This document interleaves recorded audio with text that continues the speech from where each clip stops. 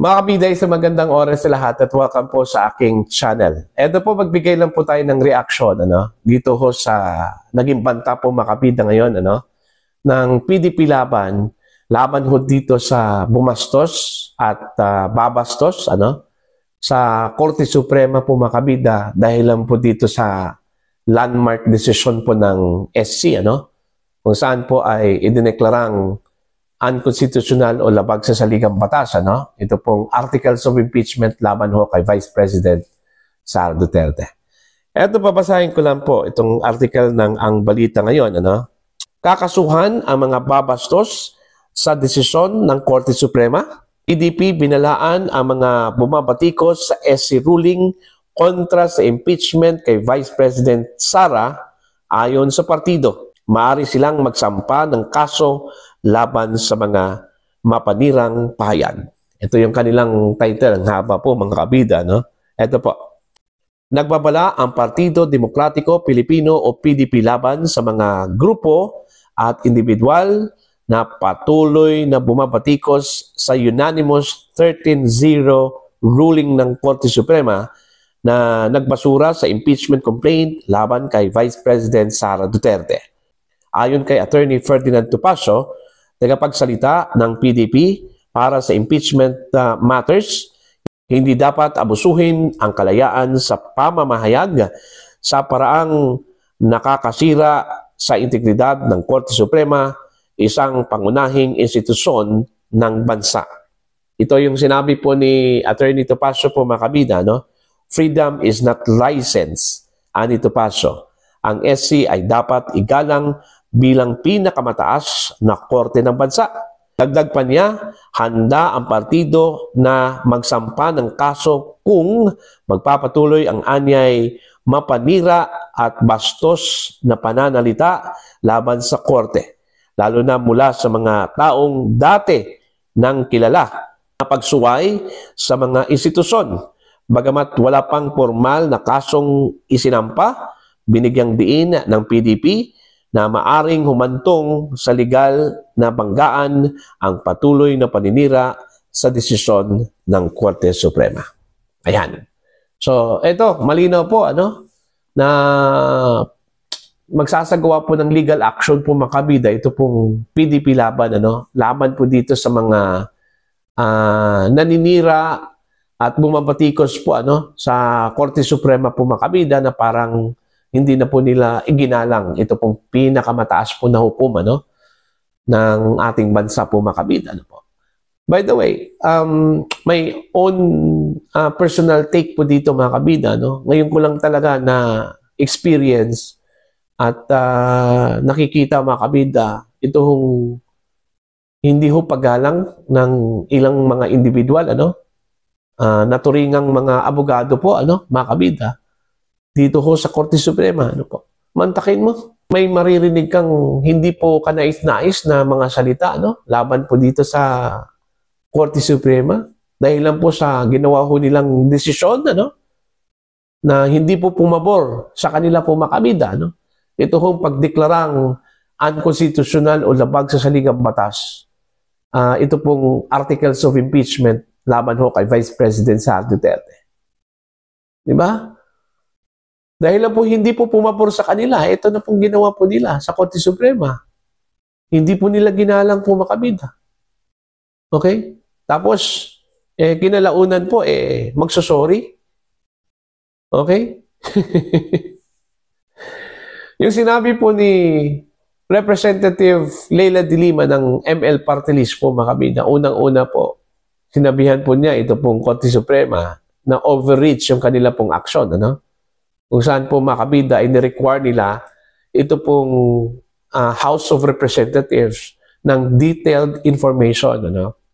Ibig sabihin po ng detailed information, yung komprehensibong impormasyon po makabida patungkol po sa inihain po nilang articles of impeachment.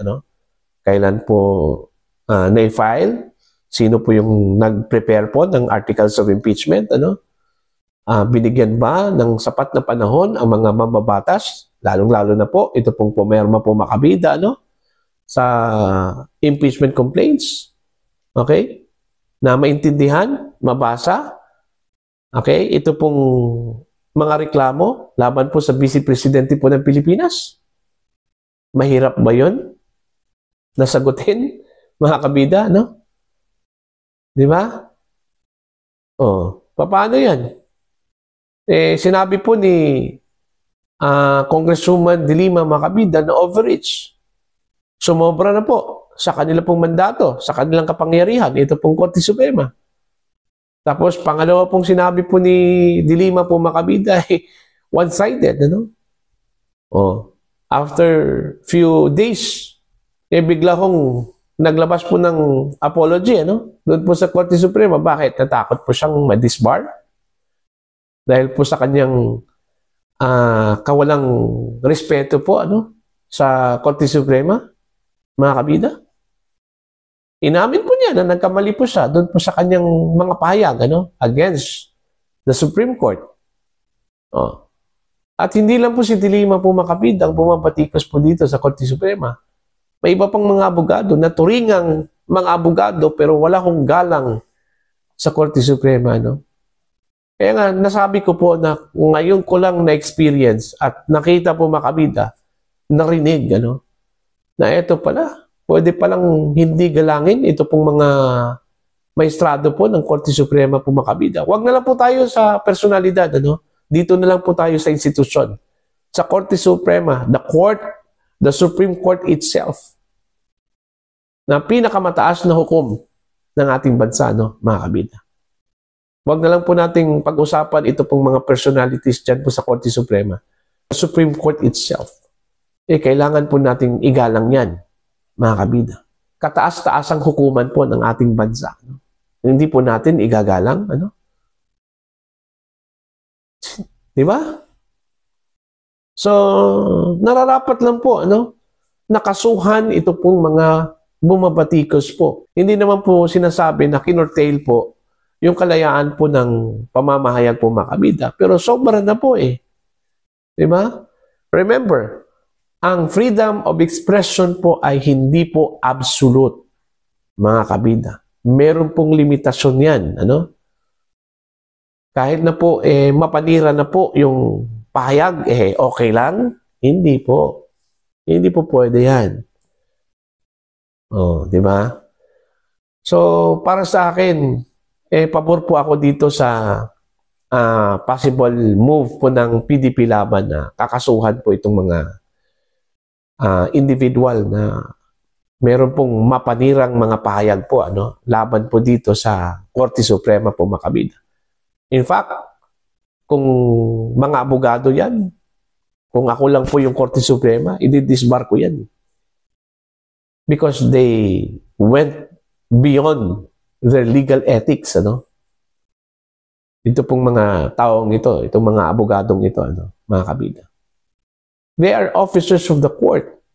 Alam po nila yung role po, mga kabida, ng Korte Suprema. Alam po nila yung katungkulan po ng Korte Suprema, no? Kung meron man pong mga individual na may alam at sapat na kaalaman po, ano, sa kakayahan at katungkulan po, mga kabida, ng Korte Suprema, ito pong mga abogado po, ano? Pero sila pa yung unang bumabalahura po, mga kabida, sa Korte Suprema, ano po? Diba? So, paano yan? Magkakaroon po yan ng chilling effect kung ganun yung kanilang asal po, ano, against the Supreme Court. Yung mga tao po, posibleng hindi na rin rumespeto po dito sa Korte Suprema. Ito kasi yung chilling effect po niya, no? Pag hindi mo nirerespeto ang kataas-taasang hukuman po, ano, ng bansa, may posibilidad po, mga kabida, na hindi mo re-respetuhin yung mga lower courts niya, no? Kagaya po ng RTC, okay, MTC, Sandigan Bayan, okay, Court of Appeals. Diba? May posibilidad yan. Hindi nga nila nirespeto yung pinakamataas na korte, yung pang mababang korte po, ano? I-preserve po natin yung integrity po ng Korte Suprema, no? Kasi unang-una po, hindi po kasalanan po ng Korte Suprema, ng mga maestrado po mga kabida, no? Na naglabas po sila ng desisyon, okay, against dito ho sa mga anti-Duterte forces. Yung desisyon na pumabor po kay Vice President Sara Duterte po mga kabida, no? Malinaw naman po na hindi po nila o hindi po ginampanan po ng House of Representatives yung kanila pong trabaho po, ano? Minadali ito pong articles of impeachment po, ano? Itong impeachment complaint against the Vice President. Hindi man lang binigyan po ng sapat na pagkakataon ito pong respondent po dito, no? Ang Vice President na malaman, mga kabida, yung mga complaints against her bago po nila i-transmit ito pong articles of impeachment po, mga kabida, sa Senado. Tama po yung Korte Suprema, no? Hindi po natin pwedeng madaliin ito pong impeachment complaint kasi po, unang-una, nakasalalay po dito ang kinabukasan po, mga kabida, ng impeachable officer. Hindi po natin pwede basta-basta gawin na lang po na wala hong mga pagsusuri, maingat na pagsusuri, ano? Doon po sa reklamo po, mga kabida. Mantakin nyo. The Vice President was voted by more than 32 million Filipinos. Binoto po yan ng 32 million Filipinos at basta-basta na lang po nating sipain, ano? Tanggalin, ano? Mga kabida. Ang impeachment case po, mga kabida, ang kaakibat po niyan ay tanggal sa serbisyo. Perpetual disqualification from holding public office. Kung mapapatunayan po, mga kabida, na talagang nagkasala ang Vice Presidente, ano? Okay?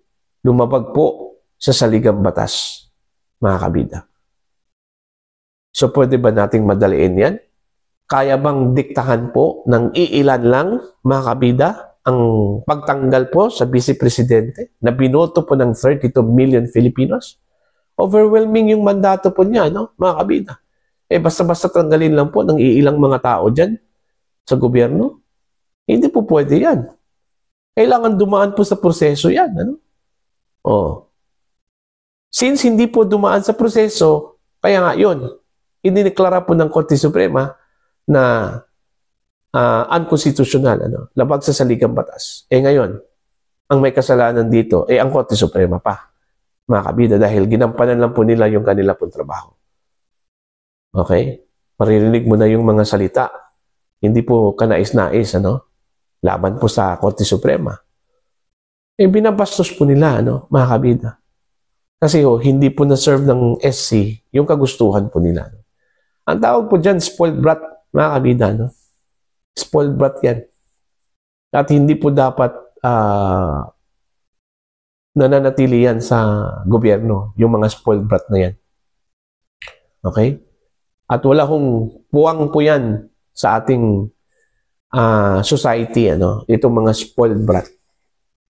Okay? So, para po sa inyo, ano po ang inyong masasabi ho dito? Opinion and reaction. Please comment down. Sa mga hindi pa po subscribers sa channel, please subscribe. Just click the subscribe button. Click the notification bell. Click all para updated po kayo makabida sa aking mga uploads. Maraming salamat po sa inyo lahat.